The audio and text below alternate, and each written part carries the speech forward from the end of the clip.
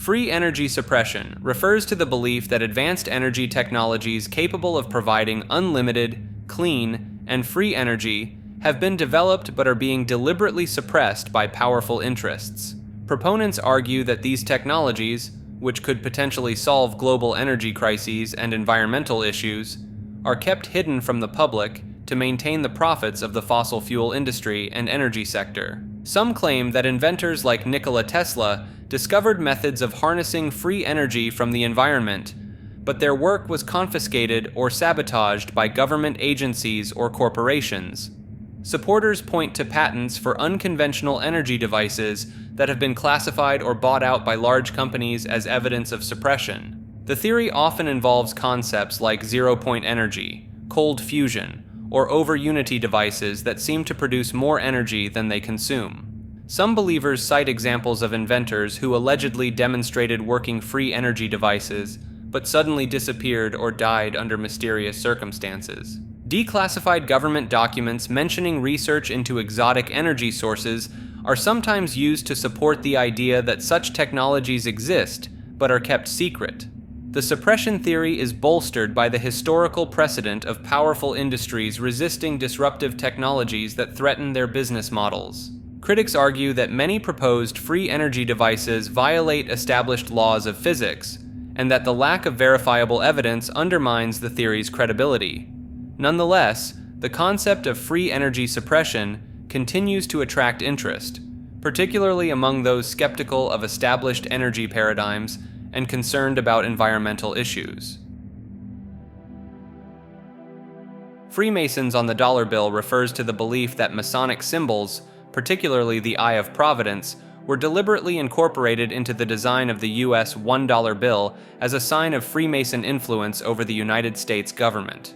The Eye of Providence, an eye within a triangle, appears above an unfinished pyramid on the reverse side of the dollar bill as part of the Great Seal of the United States.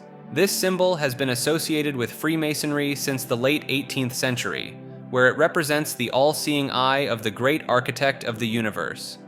Several founding fathers, including George Washington, Benjamin Franklin, and John Hancock, were known Freemasons, lending credence to the idea of Masonic influence in early American government. The Great Seal, which features the Eye of Providence, was created in 1782 by a committee that included Benjamin Franklin, a prominent Freemason. However, the Eye of Providence actually predates Freemasonry and has roots in Christian iconography, where it symbolized the Holy Trinity and God's omniscience. The symbol was not added to the dollar bill until 1935, long after the founding of the nation, by Secretary of the Treasury Henry Morgenthau Jr., who was not a Freemason. Proponents of the Freemason theory argue that the symbol's inclusion on currency is evidence of ongoing Masonic control over American financial and governmental systems. Critics point out that the Eye of Providence was chosen for the Great Seal and dollar bill to represent divine guidance for the new nation, rather than as a nod to Freemasonry.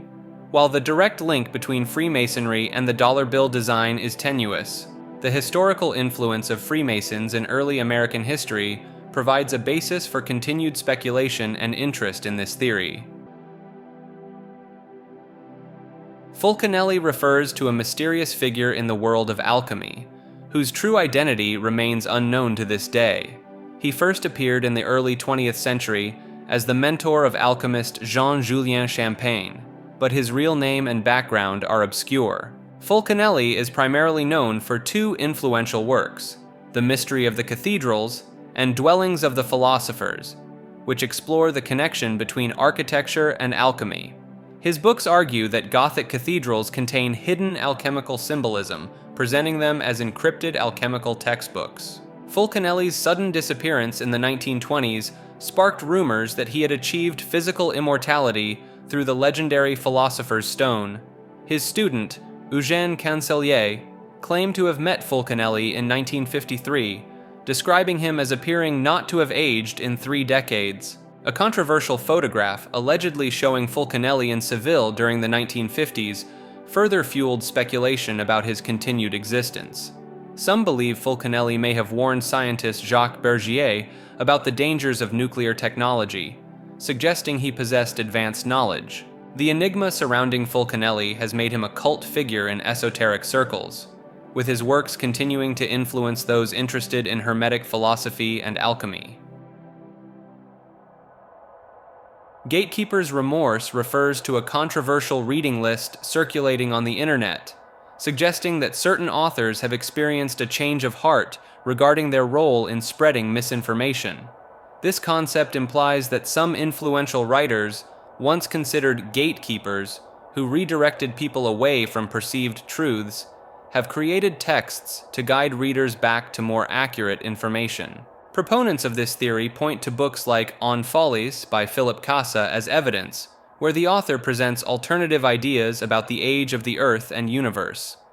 Believers in Gatekeeper's remorse argue that these works contain subtle clues or admissions that challenge mainstream scientific narratives, such as the suggestion that the Earth might have been made old intentionally. Supporters of this idea claim that these authors are attempting to rectify their past actions by embedding hidden truths within their newer works, without overtly contradicting their previous stance. Some enthusiasts of this concept believe that studying these texts carefully can reveal deeper insights into suppressed knowledge or alternative explanations for scientific phenomena.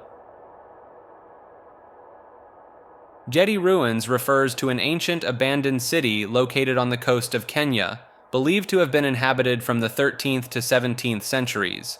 The ruins exhibit advanced architectural features, including intricate water systems and coral brick buildings, suggesting a sophisticated civilization existed there. Some researchers propose that Gedi may have been part of a network of lost cities along the East African coast, hinting at a previously unknown maritime civilization. Proponents of alternative theories point to the city's sudden abandonment as evidence of a catastrophic event, possibly linked to climate change or a natural disaster. Certain artifacts found at the site, including Chinese coins and Venetian beads, indicate extensive trade networks that challenge conventional understanding of medieval global commerce.